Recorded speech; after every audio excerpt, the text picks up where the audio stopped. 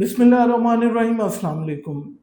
हर medicine का कोई ना कोई साइड इफ़ेक्ट होता है। इसी तरह बहुत सारी ब्लड प्रेशर की दवाइयाँ हैं जिनके साइड इफ़ेक्ट्स होते हैं और आजकल गाइडलाइन इतनी ज़्यादा चेंज हो रही है कि हमारे जितने जनरल प्रैक्टिशनर हैं, इवन जो कि क्वैकरी कर रहे हैं, जो दवाइयाँ दे रहे हैं, उनको अंदाज़ा नहीं है कि कौन-सी दवाई किस मरीज़ को देनी है और बेदरेक जो है वो दवाइयाँ प्रिस्क्राइब हो रही होती हैं। आज की इस वीडियो में मैं आपको बताऊँगा कि ब्लड प्रेशर की जो है 1, 2, 3, 4 दवाई कौन-सी है, आपने कौन-सी दवाई इस्तेमाल करनी है और उनके लिए साइड इफ़ेक्ट्स क्या हैं और कौन-सी दवाई जो है वो आपके लिए फ़ायदेमंद है। आप देख रहे हैं मेरा YouTube channel doctor meets doctor. Video पसंद आए तो लाज़मी लाइक, शेयर, कमेंट लाज़मी कीजिएगा। वीडियो शुरू करने से पहले मैं एक बात क्लियर कर दूँ, अगर आपके किसी प्रॉपर मुआलिज ने आपको कोई दवाई प्रिस्क्राइब की है, तो उसके पीछे कोई ना कोई मुहर्रिक लाज़मी होगा। तो ये वीडियो जो है ये 100% लोगों पे जो है लागू नहीं होती।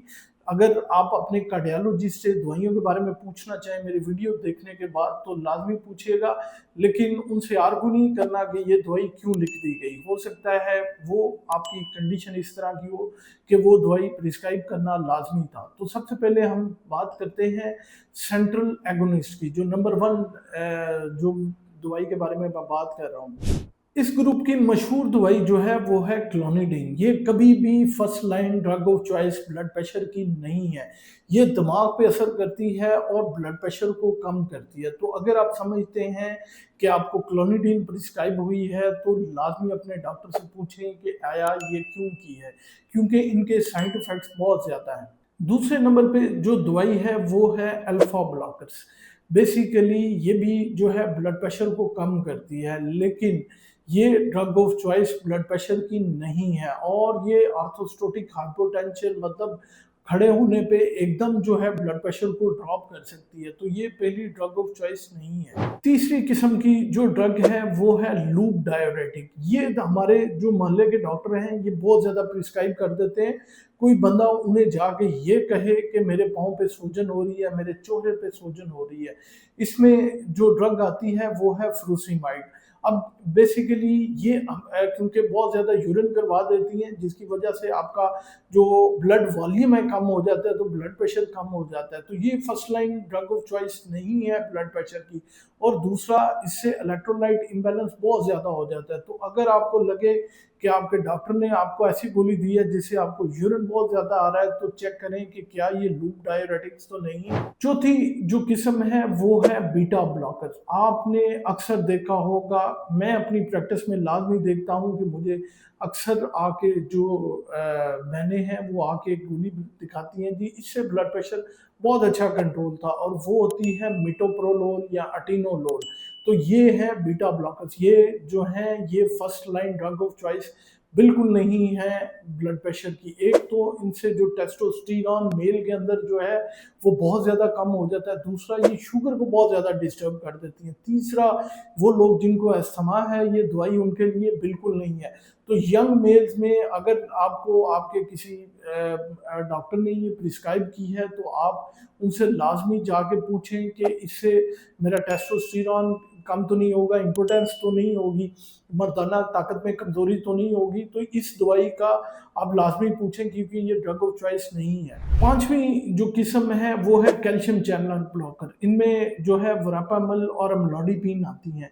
ये निस्बतन सेफ ड्रग है, लेकिन इनके भी साइड इफ़ेक्ट हैं कि ये जो है पाँव पे सूजन कर देती हैं। तो जिसकी वजह से अमूमन लोग आके कंप्लेंट करते हैं, जी ब्लड प्रेशर की दवाई इस्तेमाल की तो उसके जो है आपके पाँव पे, हमारे पाँव पे सूजन होगी।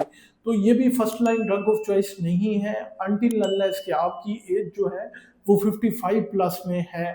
तो गाइडलाइन कहती हैं कि आप स्ट्रेट अवे फर्स्ट लाइन जो है वो अमलोडिपिन दे सकते हैं, जिनमें कैल्शियम चैनल ब्लॉकर्स है। छठी जो इकसाम है वो है थायजाइड डायूरेटिक्स। इनमें जो है हाइड्रोक्लोरोथायजाइड आता है।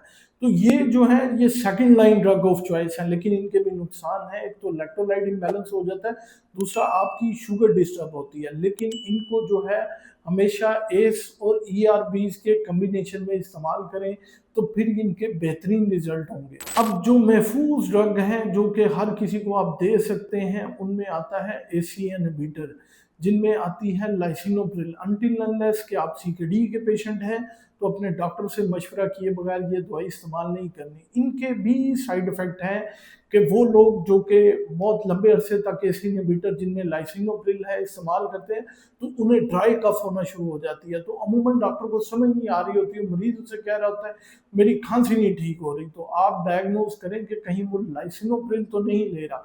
तो अगर वो ले रहा है तो फिर इसकी दूसरी किस्म जिसमें एआरबीज हैं और वो हैं वेलसार्टन, कैंडीसार्टन। तो ये बेसिकली ड्रग ऑफ चॉइस हैं। जो डायबिटिक हैं उनमें प्रोटीन यूरिया हो रहा है तो आप जो है लोसार्टन दे सकते हैं, कैंडीसार्टन, लाइसिनोप्रिल। तो ये उनकी प्रोटीन यूरिया को भी ठीक करेंगे और ब्लड प्रेशर को भी ठीक करेंगे।